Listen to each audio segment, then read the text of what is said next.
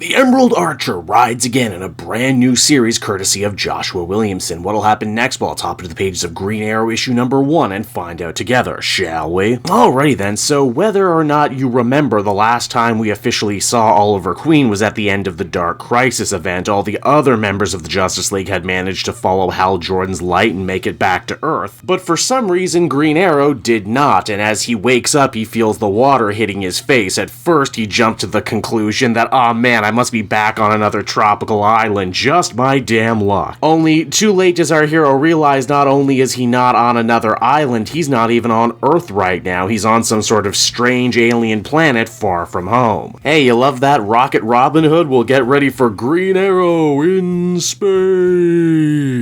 Wow, I just dated myself super hard, didn't I? Back on Earth, we check back on in with the rest of Green Arrow's assorted family. There's Dinah Lance Black Canary, Roy Harper Arsenal, as well as Connor Hawk Green Arrow, who has only recently rejoined the family fold after his father went missing. We actually get a nice little showcase for all the different members of Team Arrow as they deal with a group of colorful arms dealers, who also just so happen to be workaday henchmen for some of Gotham's biggest villains, because hey, even criminals need their own little side hustles, am I right? Perhaps my favorite thing about this battle is that the Goon Squad here tell the Archers that they should never have left Star City. Yeah, you heard me right, Star City is back in continuity, everyone, not Seattle, where Green Arrow's adventures had been taking place since the beginning of the New 52, not Starling City of the TV show, the actual, real deal, original recipe Star City is back. Oh, Joshua Williamson, you know how to butter me up. And oh, it doesn't stop there either, as you see the assorted Arrow clan actually get some help taking down these gun runners in the form of Cheshire Cat, a masked defender of Alleytown who, if you've been reading the Catwoman book, will know full well is actually Leanne Harper, daughter of Roy, who quite famously died several continuity shakeups ago, very controversially in the pages of Cry for Justice, and whose death was a real scar on the Green Arrow line of books that never quite healed, but now thanks to multiversal rewriting shenanigans, she's back. Oh, she did die, and everyone, including her father, actually did think she was gone. It's just now that the particulars surrounding her death are different. Arsenal had actually been looking for his daughter ever since the last big Joshua Williamson book, Infinite Frontier, and now here they're finally reunited, father being able to recognize his daughter even under a mask. And here I thought they were gonna dance around this reunion for a while, maybe put it off for a couple issues, but no, they finally all get back together right here, right now in issue 1, and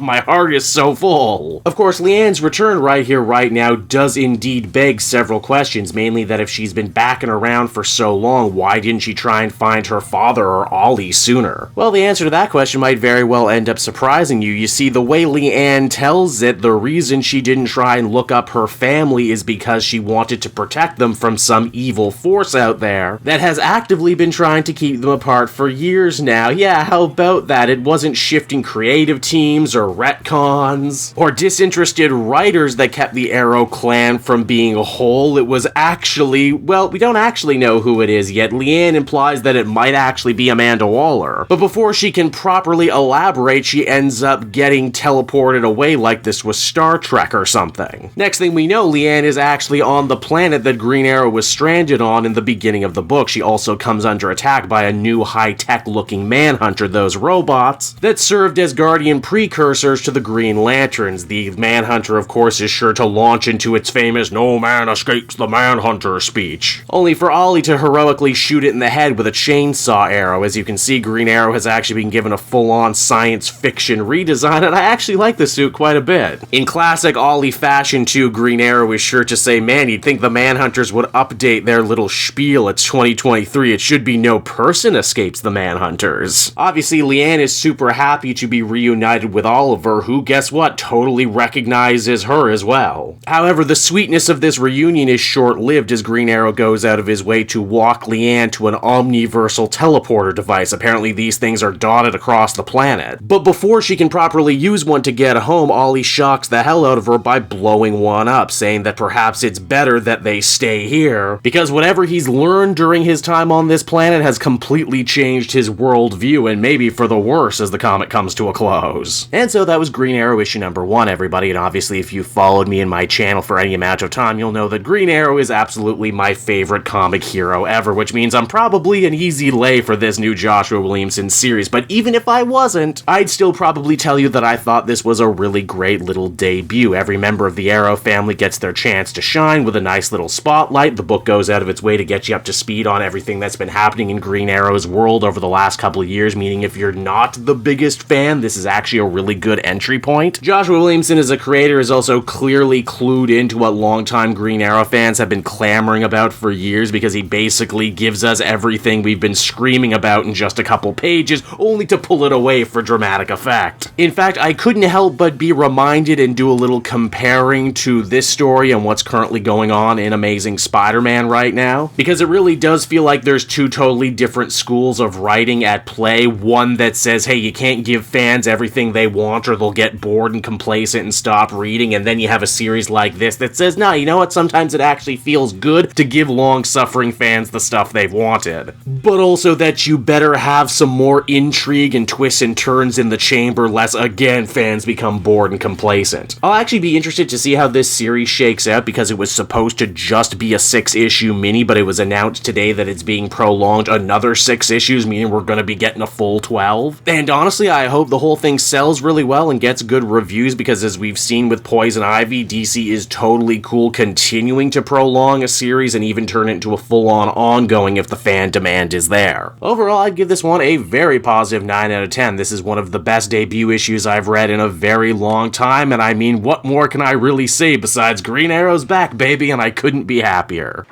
Hey there everyone, it's your pal Cape Joel again, and if you're seeing my face right now, that means you watched to the end of the video, and I'll always be grateful for that. Retention helps in this crazy YouTube game, and so does becoming a patron. If you head on down to the description, you can find a link to my Patreon page. Recently just redid all the tiers, a lot of cool stuff offering up there, exclusive commentaries, exclusive polls, behind the scenes concept art for Capes and Quest. That's the brand new D&D show I've started soon. Never been a better time to become a patron. You can become a patron for as little as $1 a month and help the channel grow, and help me continue to deliver content like what you just saw. So I want to thank you all, and I will see you again next time. Bye bye.